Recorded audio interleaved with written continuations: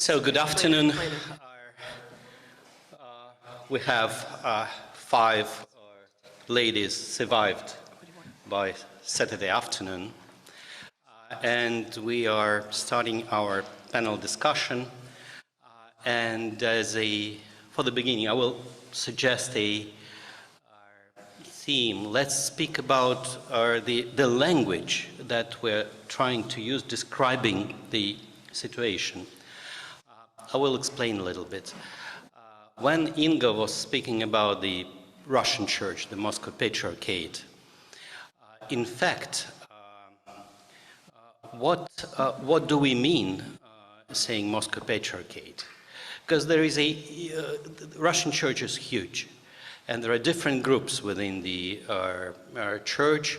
There are fundamentalists, conservatives, liberals, and so on. When we're speaking about the church as a ministry of ideology of the government of the Russian Federation, we're speaking in fact about the official church, and the official church is not actually the Christian community of the country. So when we address these problems, we feel that the language of the previous epoch, or even the language of the period that in Russia is called the language of the religious revival, is not relevant anymore to the reality we face.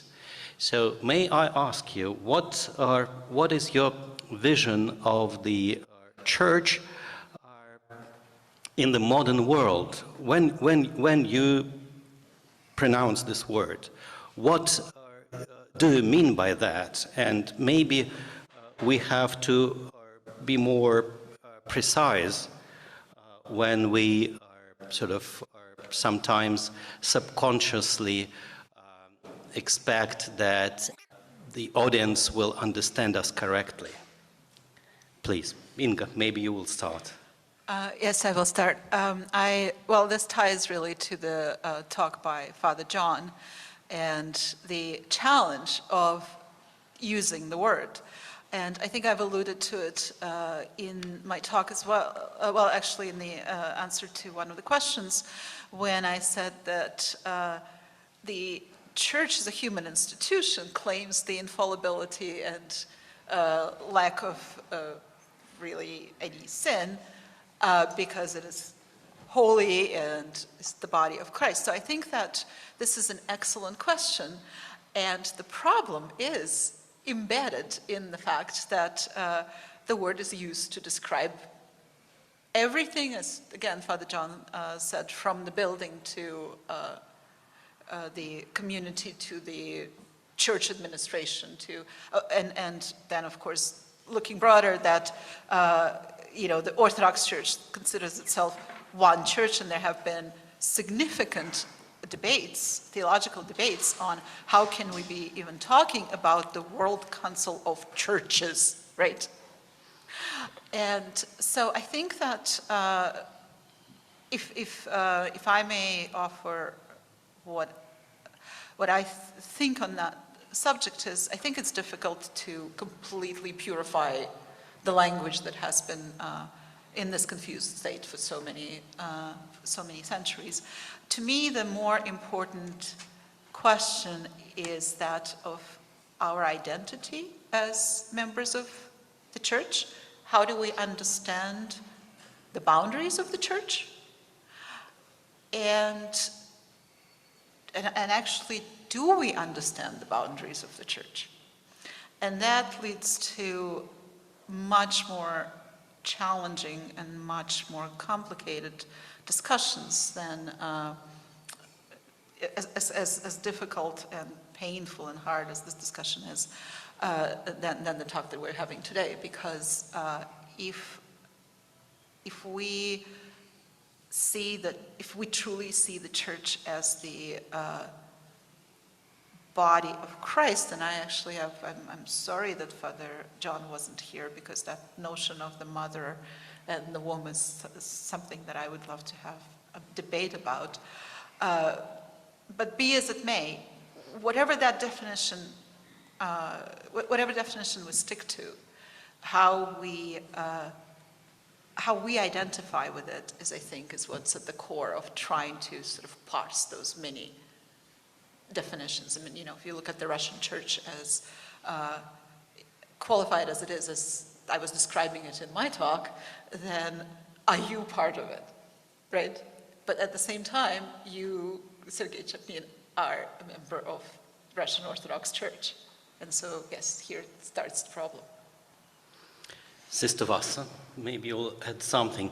I'm quite interested in exploring the gap between the theological discussion about the ecclesiological aspect and our experience, our practice, because it's really beautiful when Father John put it as a comparing church to the mother. But do we actually feel that the church, for me personally, is the mother? And quite often, if you were not sort of brought up in the church or have catechism, just baptized and that's it, you're missing this seriously. This is something that does not actually present in your experience. What do you think, Sister Vassa? I think that the church is like pornography. You don't know how to define it, but you know it when you see it.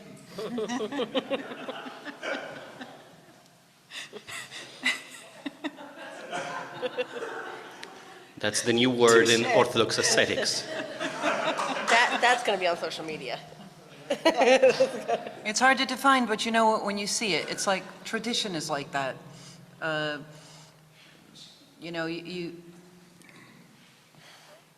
not ready to offer a definition for the church because I believe that we find ourselves in the era of, just like we had the era of Trinitarian controversies in church history, we had Christological controversies.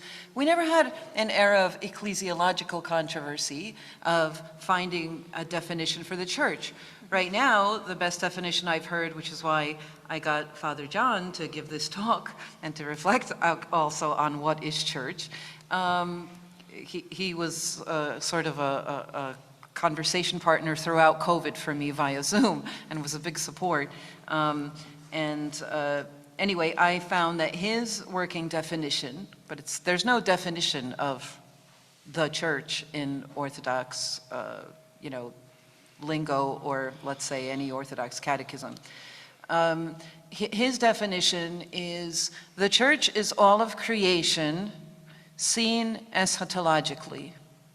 So this seeing all of creation or eschatologically means that there's an open question there. Because if you see something eschatologically, you're seeing it as not yet fulfilled. We don't know what the eschaton is of any given person, family, or indeed church community. So I know it might not be satisfying to us, but I won't pretend to have the answers to this when I don't.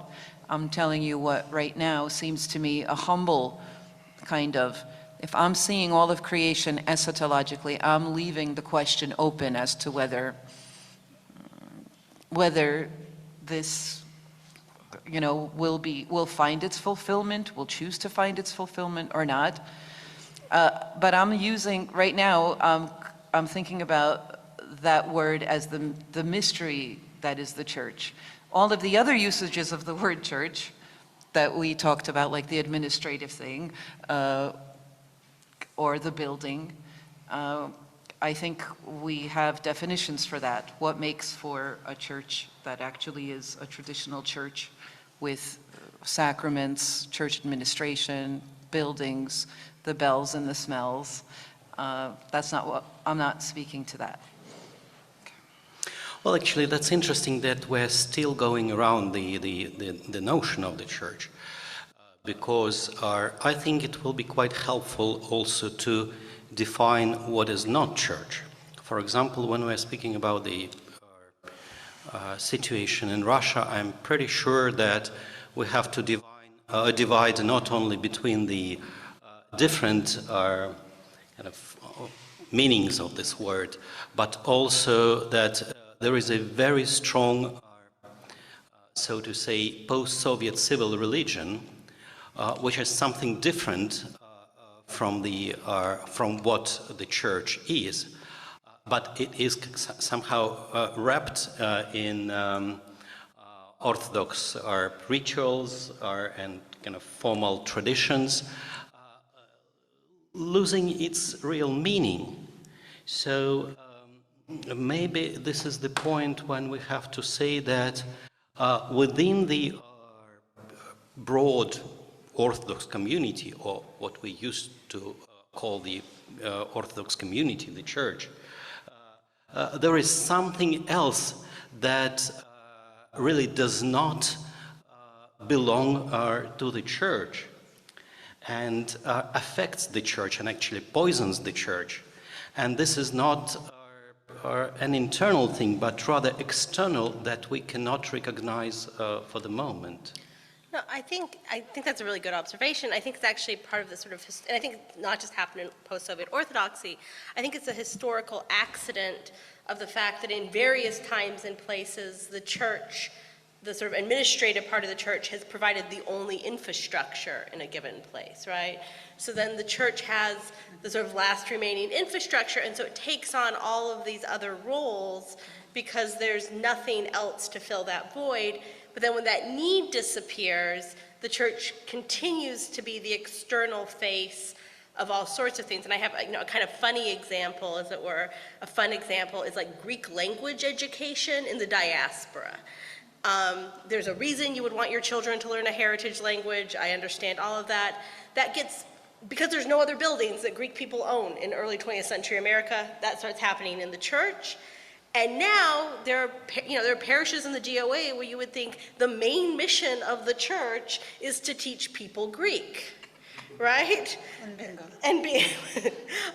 And like that's actually, that's not the gospel. It's written in Greek, but that's not the gospel.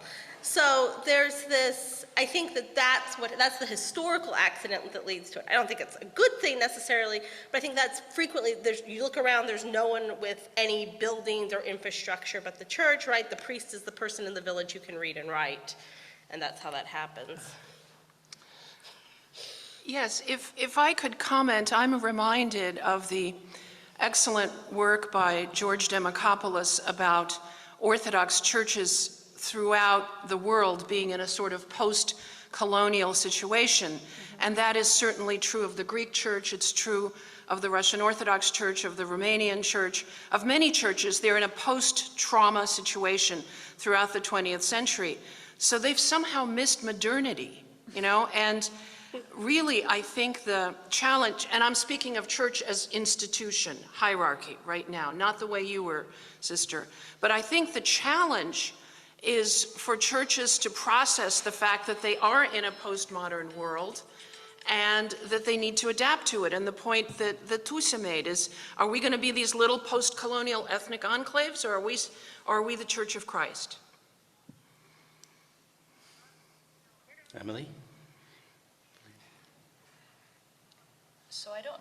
So I don't know if I want to say, as an employee of the OCA, I plead the fifth. But as someone who became Orthodox in 2018, and until then was an atheist from birth until then,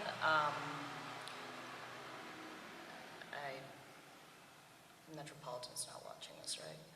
You never know. Screw it. Buildings and communities looking at the church in that way, that's great. But if it's made of people, there's always going to be an inherent flaw. If the church is made of people, that's one of the things that makes it wonderful, and that's one of the things that brings us together, and that's one of the things that tear us apart, is we're human and we fail and we're flawed from the top down.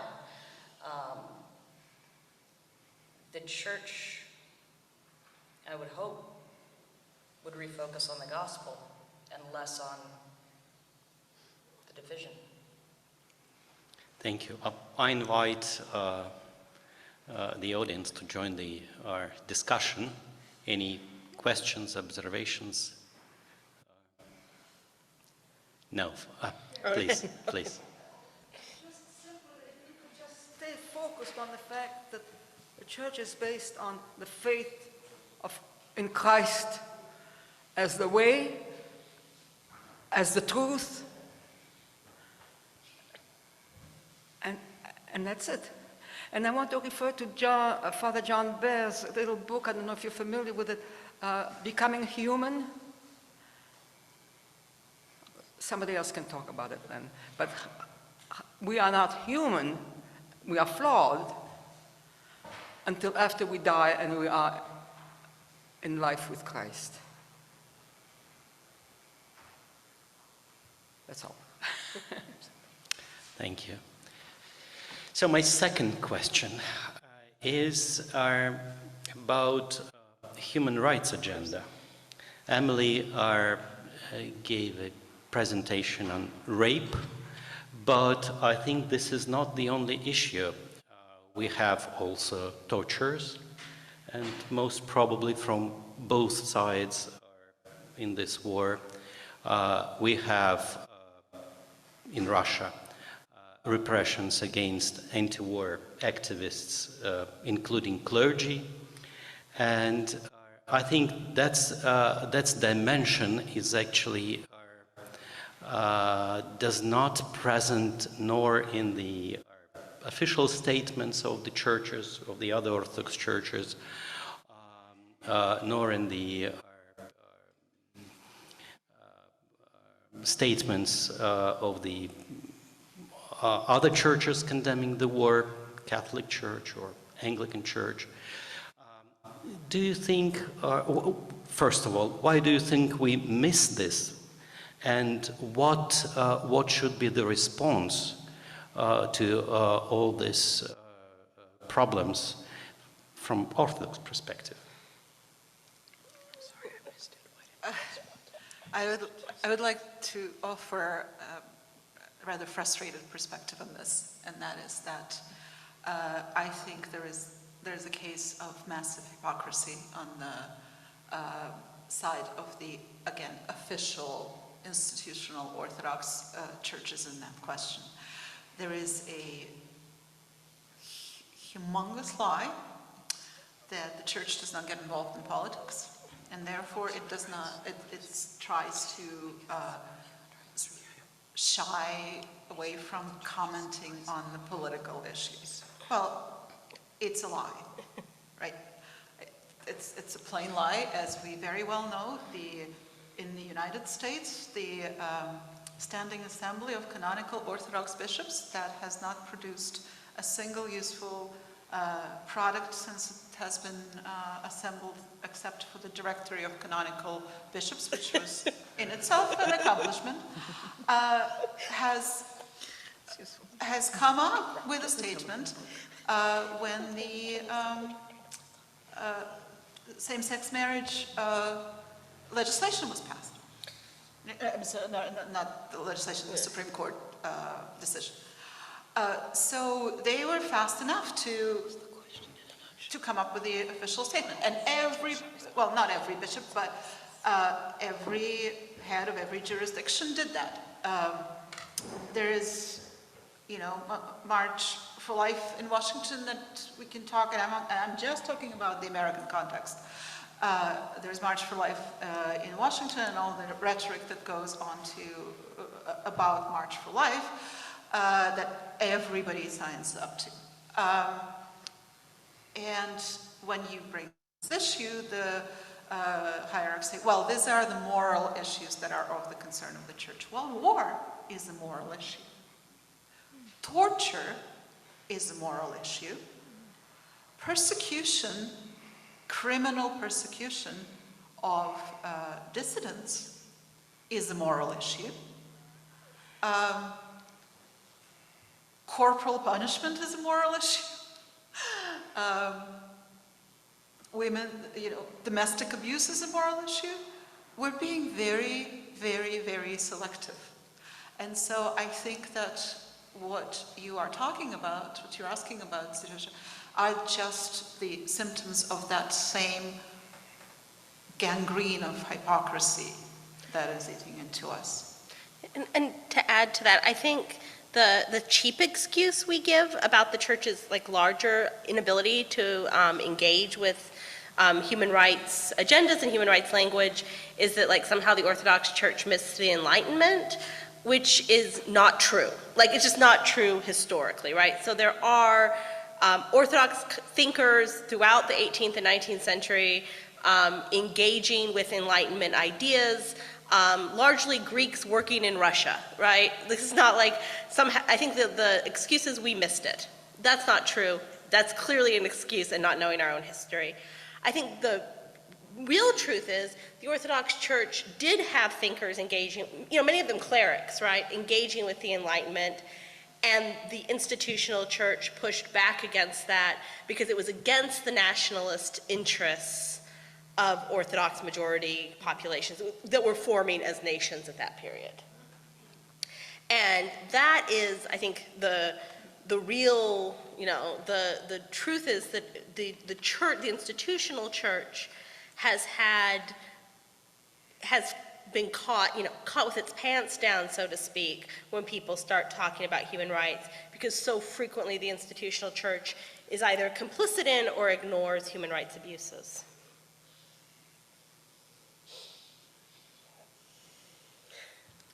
Done. Lena, Vassa, what about you? On human rights and churches, I think it's very complicated because I come from a church where defending human rights in the 1950s and 1960s was what the church did. I think you were on a hunger strike for a dissident, right? I never got that. Me? Yeah, no? Somebody mentioned it. Anyway, but the point, you were on a hunger strike. Yes, exactly. So, for Sakharov, right? Yeah. Anyway, so we started out in America as the beneficiaries of human rights protections. And somehow, as the Soviet Union ended and the institutional church took over, somehow human rights became Western. I don't know what the answer to that problem is, but I do see it as an issue. One of the things that I've seen that I think is positive in some of the European countries is that the European Union requires certain minimal human rights standards. And they will come into a country with an ostensibly Orthodox population. I've seen this in Romania. And suddenly persecuting your ethnic minorities, the Roma specifically, in Romania becomes unacceptable. And the church sort of is brought kicking and screaming into that, but then it finally joins it as part of social services. So I actually think that modernity and the spread of ideas and the spread of people is a way that human rights will advance. But maybe I'm an optimist. Right, I love what Lena said at the end there especially, but what you said before that, when our particular church, the Rokor, was founded and was, I think, not really self-aware about the fact that it was enjoying something that had never existed really in Russian Orthodoxy before it. And we were in a unique position of finding ourselves in the so-called free world, but it was definitely a much freer world than Russian Orthodoxy had found itself in before. And we exercised certain freedoms. We could raise our children in our particular ghetto of Russian old calendar Orthodoxy. What is going on with the sound? Am I causing that to happen somehow? And I think that it rubbed off on us that we took for granted the, the freedoms we enjoyed. We would demonstrate in front of the Soviet embassy, in front of the UN. I, grew up on the outskirts of New York City, and we did demonstrate, not just for not dissident voices in the Soviet Union that were necessarily church voices, right? There was there was Ogorodnikov, Огурцов, Zoya Krakhmalnikova. I remember these names as a child. We would go out, and demonstrate. And then somehow in the last years, somehow you're hearing this strange association of opposition leaders in Russia with liberals in Russia. Like the liberals, I've heard this from some of our people here, like, why are you supporting this liberal Navalny? Because democratic values are somehow like liberal values. It's very strange because this is used to sort of scare the conservative religious right in the United States against these people who they have actually nothing to do with the favorite issues in America. Navalny has no interest, even though I've heard now people say, oh, I heard he's for same-sex marriage. Like, he has no interest in that. I mean, it's not that he's specifically against it, but he has other problems, where there's people trying to kill him and they're very corrupt gangsters, He's like, you can have, he really, this is not his problem. But anyway, the propaganda, I think, in the Kremlin has understood that there's only one issue that really interests some of our religious people in America, and that's the same-sex marriage. So you just have to wave that red, rag in front of them, and that's the litmus test, for whether or not someone's on our side. Are you against that? Okay, good. You can rape small children, it's okay. Just don't let the gays get married, all right? That's what is threatening our families, all right? Not if you kill entire families. Anyway. If I actually may add, because you both, Lena and Sister Vassa, said something that reminded me of another aspect of this issue in the church, and that is that, and I think it's a significant one, this struggle, this tension with modernity and the understanding of human rights in the democratic world, when it comes in tension with the values, and I use that word very carefully, and probably in quotes, with the values that the church holds dear. For instance, women's rights in the civilized, secular, democratic world are human rights. How can the church engage with that subject? For the church to engage with that subject, it has to start wrestling with the lie that we have been telling ourselves and everybody else, which is that because the Theotokos is, plastered on every single square inch of surface in every house, we have no problems with women's rights. There are no women's issues in the church, and there are women's charismas, et cetera, et cetera, et cetera. And the same things come up in other issues. The rights of ethnic minorities pushes up against our 2,000 years of legacy of anti-Semitism, and we can say that we're not anti-Semitic until the cows come home, and then, just come to any Orthodox church on Holy Friday, or, either to matins of the night before or to the royal hours, and so I think that this is something that is more of a more important ecclesiological and theological issue than just pet issues and standing behind the pet issues. I think it challenges the very core of what of how we see other human beings. I mean, I think this is how the far right in the United States got caught up with the Orthodox Church, right? This was, I think, more an issue about 5 years ago when you had this large influx of, people coming from actual white supremacist groups into the Orthodox Church. And the way that happened is a lot of the things they were saying about, Jews, women, and gay people are things that if you say them in most Orthodox, in many Orthodox parishes, people will nod along with you. And it's only when, they had to be very incredibly egregious in public, right, before the bishops stepped in. And I think that the sense that we have, I call them our gateway drugs, but the sense that we do have these gateway drugs is very real. But as Inga pointed out, we're not willing to talk about our, we're not willing to talk about our marijuana use, so the heroin keeps getting in. And that's what's happening. Not that there's anything wrong with smoking marijuana. I'm from Colorado, I'm obliged to say that. Okay, let me ask one more question, Nicholas, and then from the Zoom, questions from the Zoom.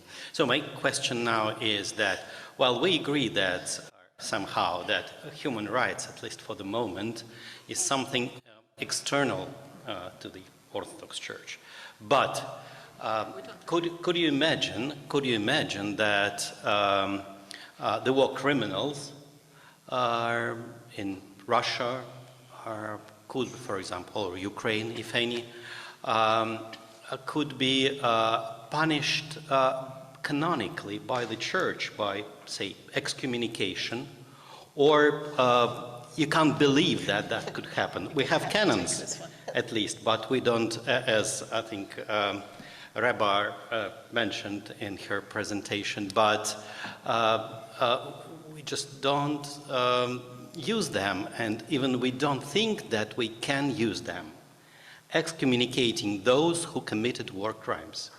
So you represent three churches, GOA, OCA, and ROCOR. From your perspective, does that make any sense, or it's just dreams? Well, I'll go first since I'm at the end. I think it is a dream on the one hand. On the other hand, there has been a request for a trial of Patriarch Kirill by the other patriarchs, and that request has been made to the other patriarchs. And no answer for the moment, no though, answer, for 2 months. That doesn't mean for 2 months. That doesn't mean that there won't eventually be an answer. I think it's more likely that he will get tried by civilian authorities. And here, I just want to add something which I perhaps should have said in my talk, but I think it's sort of obvious that the reason that I'm so distressed as a member of ROCOR is that by saying nothing about his behavior, our hierarchy basically endorsed his behavior. To say nothing about evil is to support the evil. So I'm not sure that Patriarch Kirill is the only one who is culpable. I think there are other people who are culpable. I think this should be discussed as a matter of canon law, and I think eventually it will.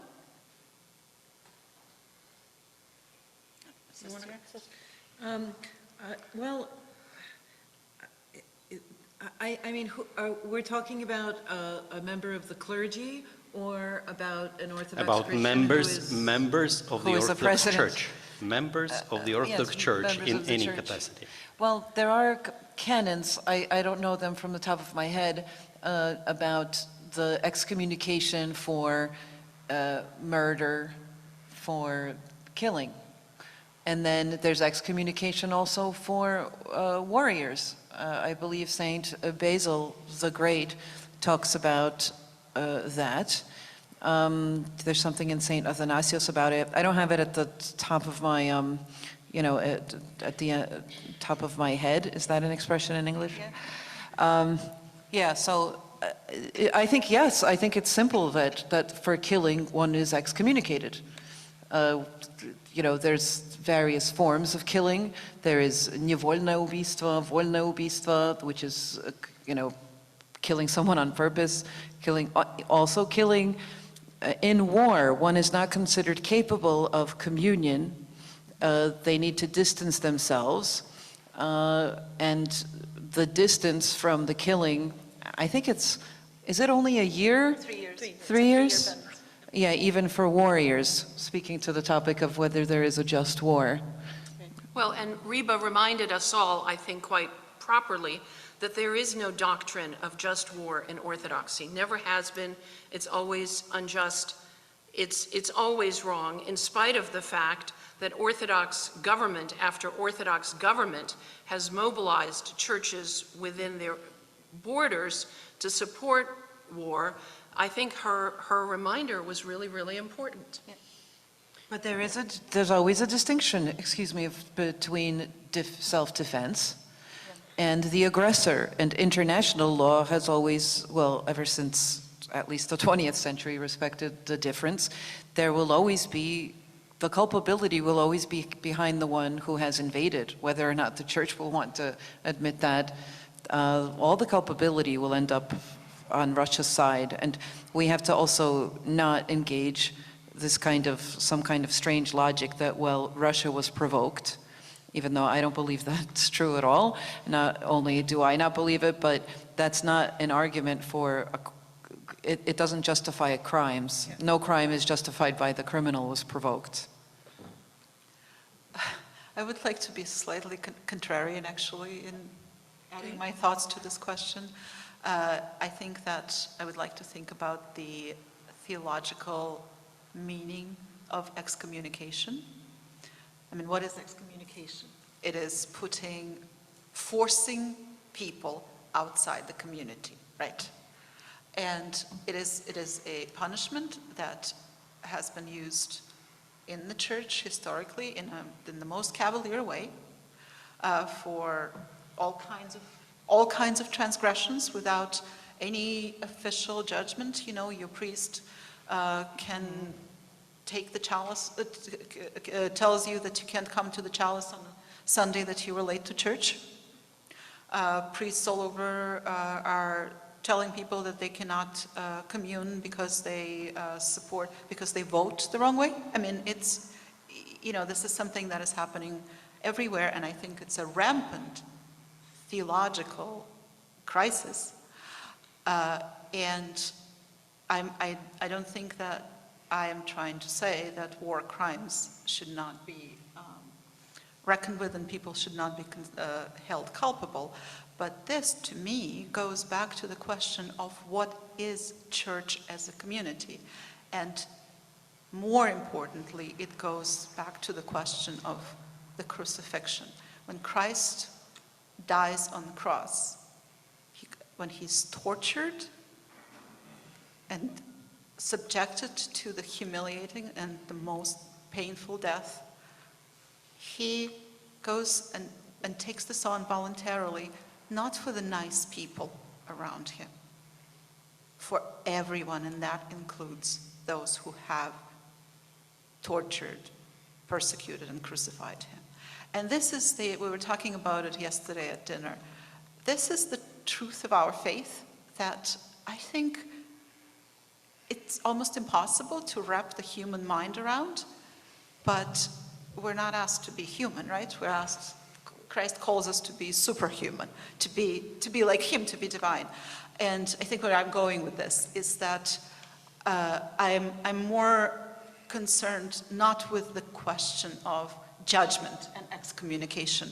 I am more concerned with how we as the Orthodox Church process these horrific crimes that are committed in our midst, in our name, which is something that, you know, Lena especially has been very articulate in stressing. And what repentance comes from that, and how does that affect the community, other than cutting off the diseased members and throwing them into the void where there is wailing and gnashing of teeth? Yeah, I think I agree with Inga, and I think it's because I've developed, probably like Inga, an allergic reaction to people talking about excommunication, because it gets thrown around so liberally in our like petty, stupid discussions, right? People sort of suggest it on Facebook with like incredible ease.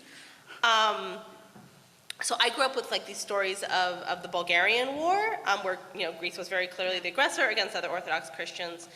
And the story I was always told as a child is about my great-grandfather being in Bulgaria, and the father from the village coming out to serve the liturgy on the battlefield, and getting into like a kind of a scuffle, like a physical scuffle actually, with the head of the monastery that was up near where the battle was, because the head of the monastery said that the men who were fighting shouldn't be communed, and the village priest said, "These men are about to die. They don't have 3 years to wait to take the Eucharist," and so they were communed. And I think, I was told that story secondhand, but my mother told me that when her grandfather told her that story, he understood why he should be cut off from communion, right? He even sort of in that moment, he understood it, but he also appreciated that it was offered to them. I think it's kind of a cop-out. It feels like a cop-out to me to say, what about in some magical world we could get rid of all the bad people and it'll just be us good people? I don't think that's what being church is in any real way. So that's quite interesting because when we're talking about Eucharist and sacraments, we're trying to separate somehow the faith and the community, the faith-based community, and actually morality. So because we have to love, have to be superhuman, that's okay. For example, if from our community someone goes to war in Syria on any side, or in Ukraine, and join Russian military, and we know that he killed not only soldiers but also local people in the villages, and he comes back to our community, it's okay for him to stand in line to the chalice. So we do not allow ourselves moral judgment over these people if we're speaking from Eucharistic perspective, right? I will posit to you that the same argument is being used about people in same-sex marriage who get married and then come into the church and stand in line to the Eucharist. They were killing somebody in the same marriage? This is not my point. For people who are saying that not only people who are in same-sex relationships should never be allowed to commune, but even people who defend their right to be in those relationships should be thrown out of the church. That crime is bigger than killing an enemy and even killing an enemy's child. So where do you draw, where do you stop? Well, killing the innocent. We're speaking not about the war, but about the atrocities of the war. I think that once again, I think I might have an allergic reaction to this, just as sort of a participant in the ortho culture wars or whatever. But I do think that we have to be, because I also think there's a tendency in human communities to try to purify yourself, to avoid guilt by association. I think you see this like in debates in America about American history, right? Yeah. So like my ancestors didn't own slaves, like good for you. You know what I mean? Right. My family didn't get here till the 1930s. But you're still culpable. You're still part of this community. And so I don't think, I guess we could excommunicate people. I don't think that's going to happen because I think the people in power have supported them. But even if we did, that doesn't absolve us of responsibility, and it still requires our repentance, and we might be cutting those people off from their opportunity to repent. So we welcome war criminals in our Orthodox communities, right? No, could I say one more thing? I think we have to distinguish between responsibility and culpability. If everybody's culpable, then nobody's culpable. That's the problem with, when you do need to bring people to justice, so they also, the church is not the one that has to put people in prison. There is also the legal system in any given country, and I'm not sure that we have any working international court at this point that either Russia or Ukraine would be listening. Yes, yeah, but I think Russia's, In The Hague or something like yeah, that. but I'm not sure Russia's signed on to it, so. Right. Neither Russia nor the United States. And you know, people have been talking about the horrors that are going to happen when these traumatized also rapists, right, that have also, you know, the fact that they're going to come back after all of their pillaging and raping and killing back into society, that's going to be a problem for civil society and for the government, right? They're going to. But we're switching to civil society. I would like to focus on the church and on, Yes, on but the church, community. as far as the church is concerned, We're escaping. you're We're saying escaping to the no, the but outer space. there should be a separation of, something needs to be done about war criminals, not by the church, is No, what but I'm saying. if there are war criminals in the community, the church, They the, need to be the reported community to the should keep police. silence about that. They should be arrested and taken to where they can't harm others right They now. won't be in Russia, for example. They're returning from war back to their cities and villages. Yeah, they should and they're liberate joining their they Orthodox should make communities. room in That's the- the reality. That's And the reality. the prisons that they have now on the territory of certain monasteries where they're keeping good people, they should release those, make room for the war criminals, and problem solved, right? And they have churches inside of these concentration camps that they're not actually using for the prisoners, as far as I know. They could, because there's harm, they could potentially harm, just physically harm people in church, right? These war criminals. So maybe they can receive communion in their cells, you know, as the way like certain hermits did in the wilderness. But No, they need to not harm people. They're integral part of Russian society today. They're not separated. They are not in the cells or in hermitages. No, they are among us, just among us. I think that's, oh, sorry. So, one of my other jobs is I oversee the office of allegations of sexual misconduct against priests for the OCA. And I think this is analogous to a very real issue, very literally, having people who have committed atrocities walking back into the congregation.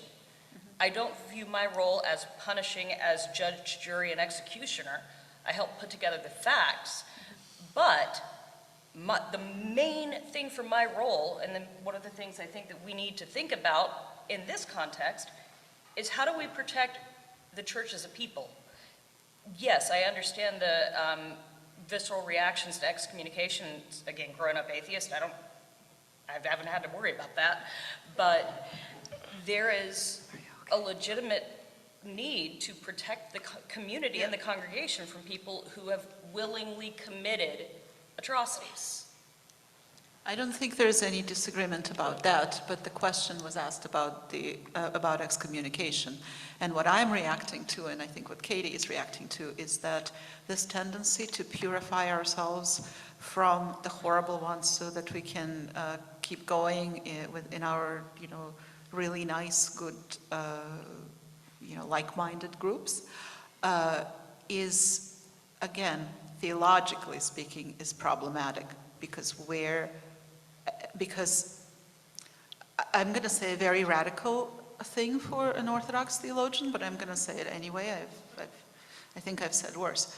I do not think that when Christ at the Last Supper offered himself as bread and wine, as his body and blood as bread and wine to humanity, I do not think that humanity had any right to assume the role of chalice police that it has almost immediately after the formation of the church.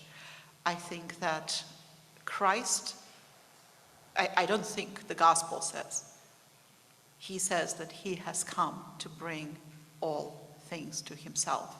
The vehicle for it is the Eucharist. The judgment is mine, says the Lord. That's in the Bible. And so I think that we tend as a church to confuse the court of human law and the judgment of God and assume the place of the judge where we don't have that place. That's just my opinion, and that has nothing to do with protecting the victims from the potential abuser, because yes, that absolutely needs to be done. But as Sister Vassa said, yeah, just, report them to authorities if they're culpable of the, responsible for the crime. We have the mechanisms to deal with that. But excommunication, it's not a solution to me. Is it acceptable that someone would walk in after committing these type of atrocities, would walk in without demonstrating any repentance or without giving any allocution and still be accepted as a complete member of the congregation? We have a mechanism for that. I mean, there is confession.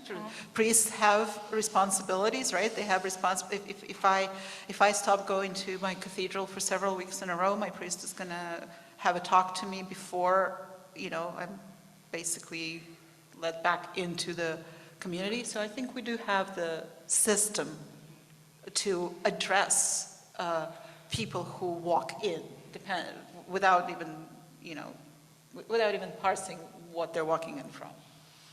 There was just a couple of days ago, that man executed, right, in Arizona, that there was very heated discussion about it. He was executed, he got the death penalty for having raped an 8-year-old girl 35 years ago, and he killed her. And the evidence apparently is overwhelming in the case, but he became an Orthodox monk, and his, spiritual father was in the execution chamber with him when because he had appealed or something. Is anyone familiar with this? Yeah. Right, so it was an interesting discussion, because people are like, sure, he's saying that he's repenting, he's using the church. I mean, only God knows, right? But, to turn him into this martyr because he shouldn't be executed now that he's all fixed, right? It's a little bit of a related discussion. Do you think we should go on to the next question? There were some questions from Zoom, right? Koля, please. Let me ask a very simple one first. This is from me, and then I'm going to ask one from Olga Meyerson, and by definition, that's not going to be simple. But I think it's incredibly important. So one of the issues that we're dealing with is contextual, too. Let me try and frame it. We're walking around this a little bit, but this idea with the human rights, we're forced to look at human rights right now, not in the Universal Declaration of Human Rights, just because of the current context. I hate to say that, but that is the reality. Once church, and I'm now specifically addressing the Russian Moscow Patriarchate, the Russian church, subordinates itself to nationalism and to the sense of national identity, and the church then becomes a political mechanism of creating a national identity, and I will argue that's not identity, that's self-image. It's creating a self-image. It's a theatrical attribute. In that context, the church has lost all, again, I'm speaking of the Moscow Patriarchate, validity. Once it has subordinated itself to the Kremlin, game over, right? And so a lot of this discussion about the human rights then comes down to not so much what's in the purview of the church, but what's under the purview of the Kremlin, because the church is the lapdog of the Kremlin.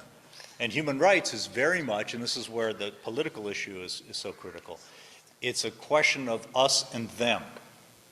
Ever notice how with human rights discussions today, human rights applies to me, not to you. Right? And the church has allowed that to happen. I just wanted to make that as sort of a comment, okay? Now I'm gonna trouble you. This is, and I apologize, this is, sorry, this is another question following on exactly what the discussion was, excommunication and all that. How do you address the issue of a uniformed soldier of any country, I'm not saying Russians in Ukraine or whatever, any country, who is Catholic or Orthodox or anything else. Right, we don't excommunicate them, they're a soldier. So how do we address the soldier in uniform with a gun who, as a soldier, subordinates himself to a political power, but is still carrying the cross? So there seems to be an inherent contradiction there, isn't there? We're not going to excommunicate the soldier. I agree with Katie. I have big issues, like calling absolutely everybody a fascist. Excommunicating is a bit of a sledgehammer. But I don't get that sort of inherent paradox. How do we resolve that?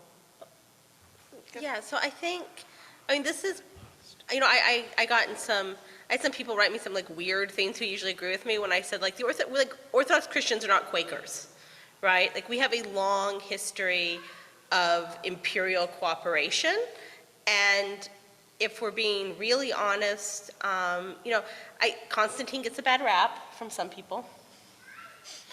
And, but if we're being really honest, like you don't know anybody who belongs to the cult of Isis. And there's a reason, like a historical reason, we can talk about theological reasons, but there's a historical reason one Roman mystery cult survived and the others didn't. And that's because of that bargain with power. And I think we should be a little more frank about that.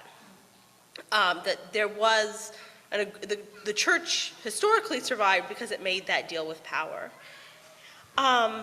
I think this goes back to all of the compromises we make as Christians living in the world. My mother texted me at some point today and said, what about rendering unto Caesar what is Caesar's? And Tony's not here to defend herself, so we won't go any further with that. But I do think that we make all sorts of compromises as citizens and subjects of Caesar and citizens of the kingdom to come. And a lot of those compromises are messy and many of them are immoral, but that's the reality of living in the world. And I know that sounds like kind of a cop-out, but I think that's just true. I think that's why it's really super messy and problematic to talk about, communion in relation to how someone votes. Because being a citizen in a democracy isn't all that different than being a soldier, and that you have to make compromises with the world. That's interesting.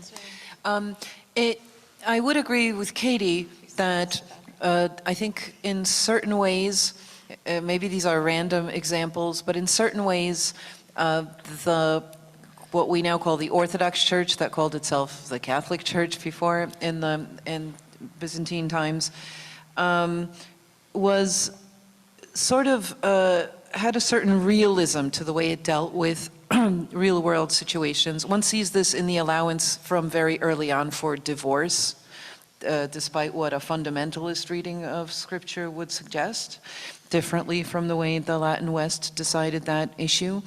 And in the case of the very militarized society, right, that in Constantinian times and also much later was just the culture of the day and the reality of the day, I think that there was a certain attempt by the church when this very problematic thing happens that the cross seems to be militarized, right?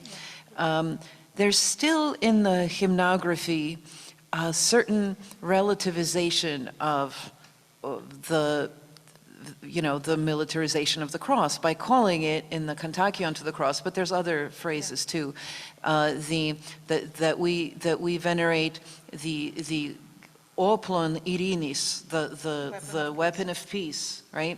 The invincible trophy, aititon tropeon. It's pointing out this antinomy, right? The antinomy of the fact that we profess victory through defeat, because Christ is defeated on the cross. It's not the end of the story. But I think that the church instills, while apparently saying, here, you can have this, take the cross, put it on your shields, or whatever, wherever Constantine put it, but it's going to be a reminder to you that this is a weapon of peace. So the church is infiltrating, is my reading of this, it's infiltrating the enemy camp and letting that seed or the little bit of yeast in the dough do its work throughout the centuries. Did it work? I think that there is something called the Christian West that is far more Christianized today, I think, despite of what we hear about the evil West because of one issue. Of course, it's gay parades. If you just could get those gays to dress up decently on that day instead of dancing on top of those floats, right? Problems in the world would be solved and everybody would be Christian, right? And that criticism comes from men wearing dresses, let's not forget that. All right. More like 7th century gentlemen's overcoats. It seems like the church does its best to a little bit infiltrate what she can't control. The church doesn't step into this battle with Constantine, but tries to embrace him and Christianize his world. I think that, these are very interesting thoughts, and I think this was an extraordinarily challenging question.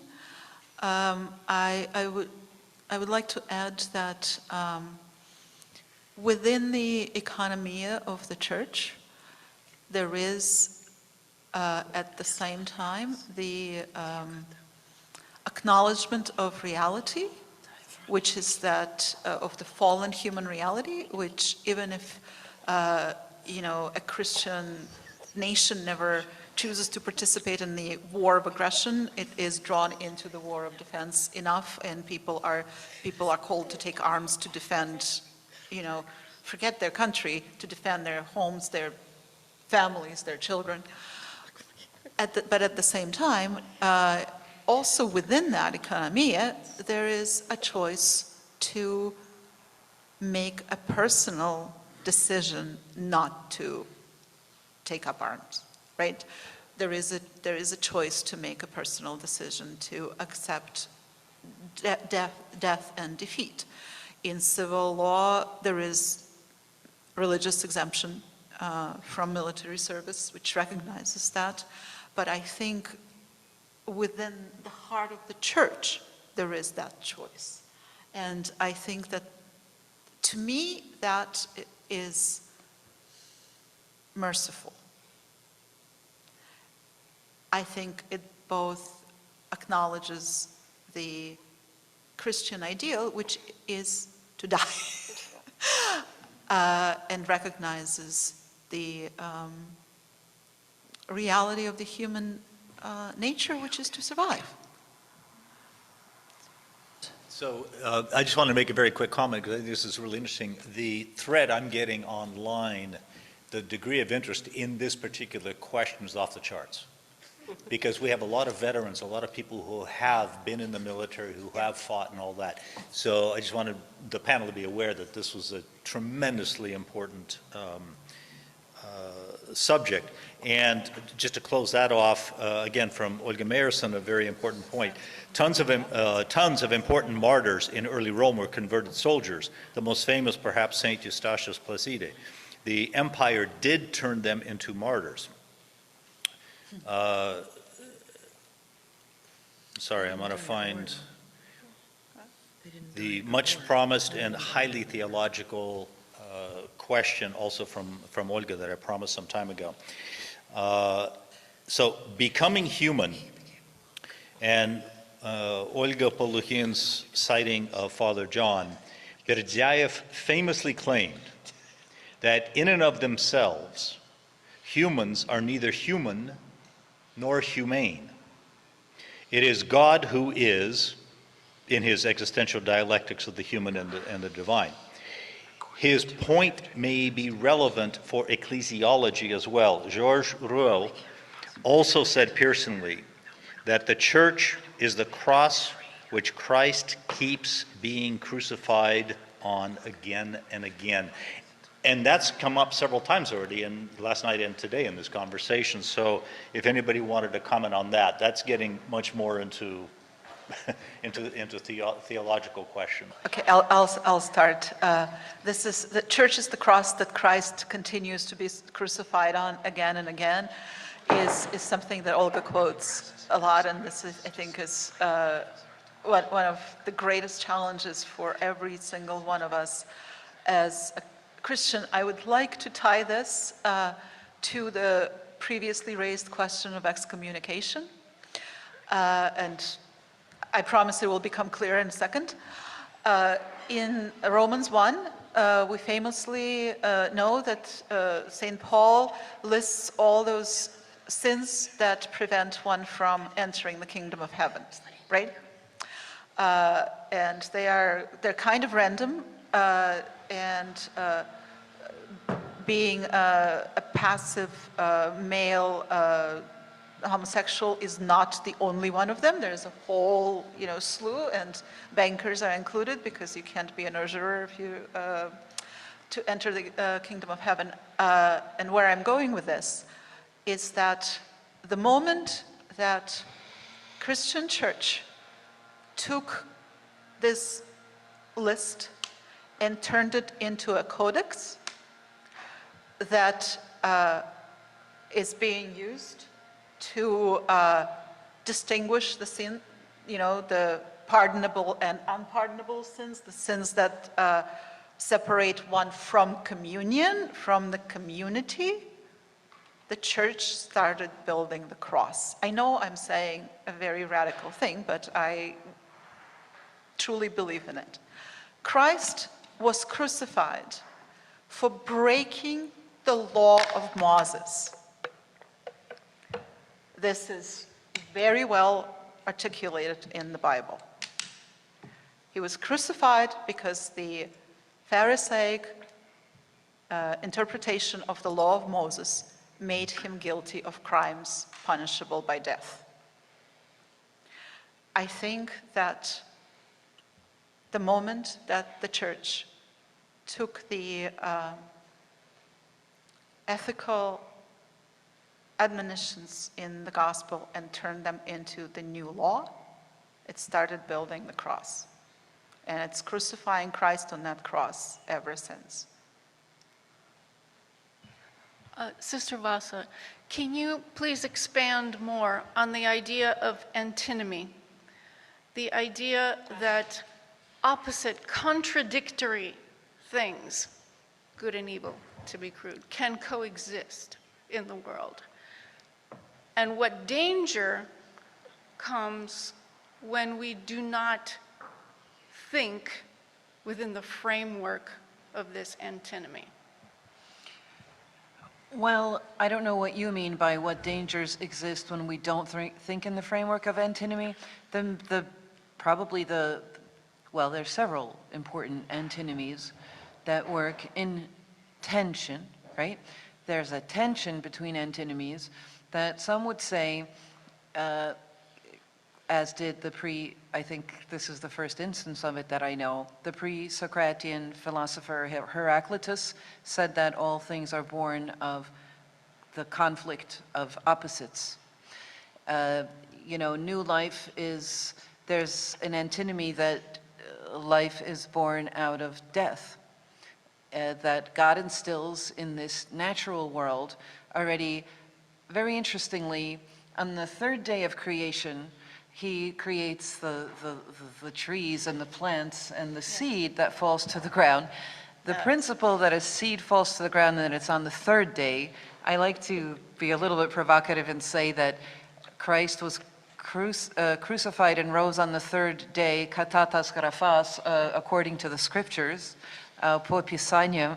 I like to say that that's the third day of creation, because it's not on the third day. If you count from Holy and Great Friday to early Sunday morning, right? There is an explanation that the darkness that fell over the land was one night, and then it got light again, and then there's night. But according to the scriptures, on the third day of creation, we have the principle instilled before any fall, right, of Adam and Eve. We have this principle. Anyway, I went down some rabbit hole there. But antinomies, so we have basically, my answer would be, if I'm talking more about antinomies, we have other antinomies of the conflict of those, the forces and spirits of evil and our tendency to befriend them and to work with them and for them. And then the light, right? there's the antinomy of the victory and defeat, and that God takes the downside that we chose. He takes the very weapons or the instruments of the enemy of our salvation, like the tree into which the serpent climbed up, right? Like the fruit. That whole scene, God takes all of those things and he turns them to our benefit. He hijacks these symbols. He makes his only begotten son, the serpent in the tree, but the tree is now the cross. It also becomes for us not only that tree of the knowledge of good and evil, but it becomes for us the tree of life. So the church hymnography often mentions that now the fruit of the tree is Christ himself. We are now given to eat of that fruit. He gives himself. He says, here, you chose that, I'll give it to you, but I'm going to give it to you so that it doesn't not only not harm you, it's going to bring you life.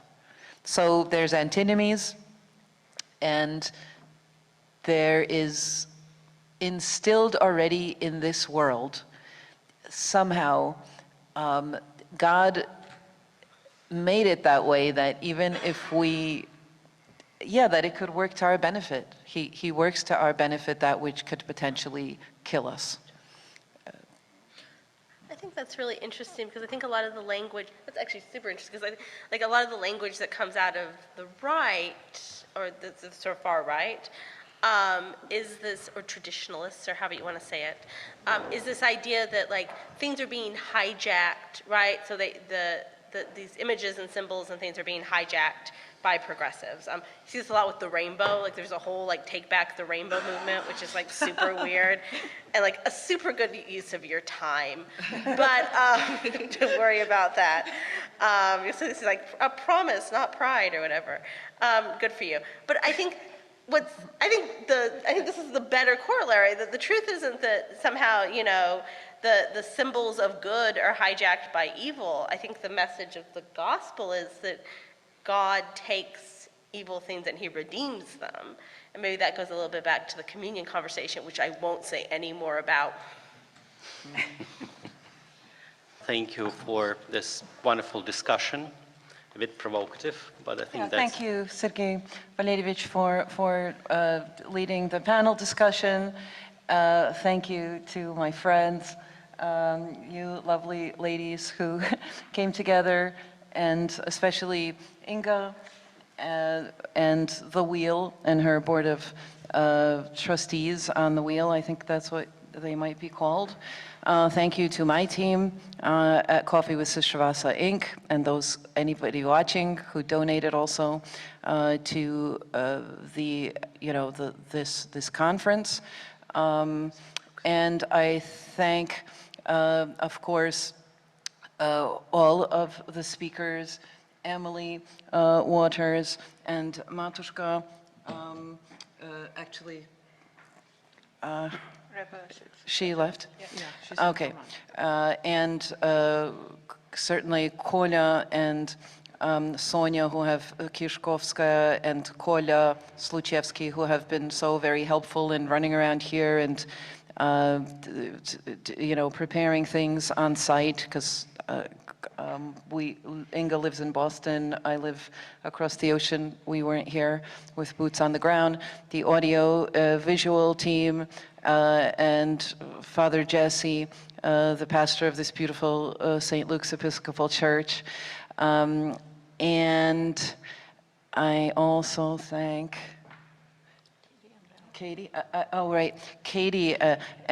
Katie and Lena Zezulin and her husband Chris, who have been so very inspiring and helpful throughout this process. And Chris going out and copying, printing things out, offering me a place to stay here. Thank you very much. And yeah, I think, did I forget anybody? No, I just want something to add. Thank you, Sister Vassa, and I do have to stress that Coffee with Sister Vassa Incorporated has been the major financial backer of this event. So thank you we do thank everybody for their generosity and their support, especially since some of the people who are involved in organizing the conference keep worrying about how to donate. So I would like to remind people that the links, that if you still want to support and help Coffee with Sister Vassa recoup some of their expenses, the links are on the Facebook page for the event. You can go to the Wheel Journal's website and click the donate button. Just make sure that you write that it's for the WOW Symposium. There's PayPal, that is editors@wheeljournal.com, and then there is Venmo, which is at editors1453. No, the Venmo is at the Wheel 1453. I made that. Yes, there's the trauma of the sack of Constantinople. Right. If you're interested in supporting also, also Coffee with Sister Vassa, you could also just go to the website coffeewithsistervassa.com if you want to donate.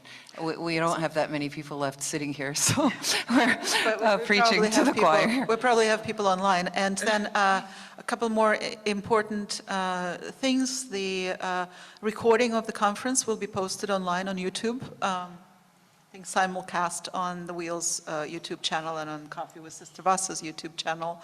Also, the Wheel is going to publish a special issue of the papers from the conference as just a standalone issue. So I would encourage people either to subscribe or just wait for when this issue comes out and No, subscribe. No, subscribe. Both. Yes, and again. And actually, we hope that this conference will be at least biennial. So don't. Right. It's a WOW conference. This, it should be. Yes, but probably not on the war.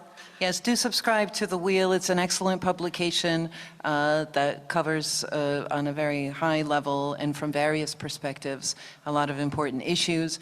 If you're interested in materials that are not printed but audio podcasts, you can subscribe to the Coffee with Sister Vassa audio podcast that is weekly on all sorts of theological issues in a more practical way, based on the church calendar at patreon.com/Sister Vassa. And you could also find that, if you didn't get that link, Patreon, Patreon/Sister Vassa.com. You could also find it at the Coffee with Sister Vassa website. But do subscribe to The Wheel for printed material, a scholarly and mostly scholarly, academic, theological, but accessible, to the non-professional theologian layperson. And I'd be in trouble with our social media manager if I don't say this. Remember to follow all of us on social media as well. So are you on Twitter? Or did you say you spared? Okay, Sister Vassa smart enough not to be on Twitter. I can't possibly limit myself to so few characters or words. So you can follow The Wheel on Twitter, Facebook, or Instagram, and you can follow Sister Vassa on Facebook and Instagram. All right. Okay. I don't manage our Twitter account because, thank you, everyone. Just like Sister Vassa, I cannot stay within the Twitter limit. Because we're Orthodox, when we say, let us complete our prayer to the Lord, it's not over. There's another half hour of it. That's what happens. We avoid closure. Are we going to sing? What? Are we going to sing the Trinitarian? Yep. Oh yeah, we'll sing. So we're gonna depart in peace, but we will sing the hymn that's supposed to be sung for the first time this evening for Pentecost, "O Heavenly King." Okay, as our parting prayer. Have the singers. Oh yeah, if we're gonna sing, I'm gonna go sit down there. We'll have the singers. I'm not gonna be on stage for singing. Does anybody know it in English? We don't know it. I don't know it. Do you know it in English? I do, but I don't sing so well. Okay. No. Oh, okay. Who's singing? Sonia?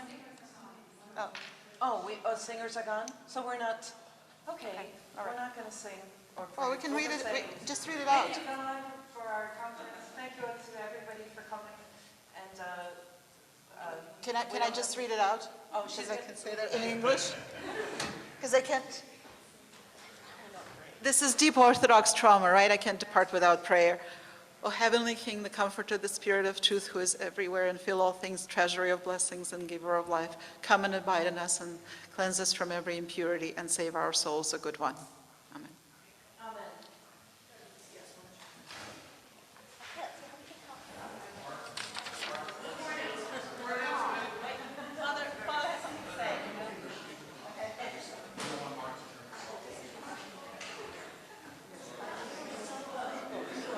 Folks, thank you all for coming. I just want to make sure that everyone here knows that there is an abundance of food, both still on the table and in our refrigerator. And so no one should be having to buy a meal tonight. You should not buy a meal tonight. Food is very expensive now. But obviously you all are well fed. I can tell because no one's listening.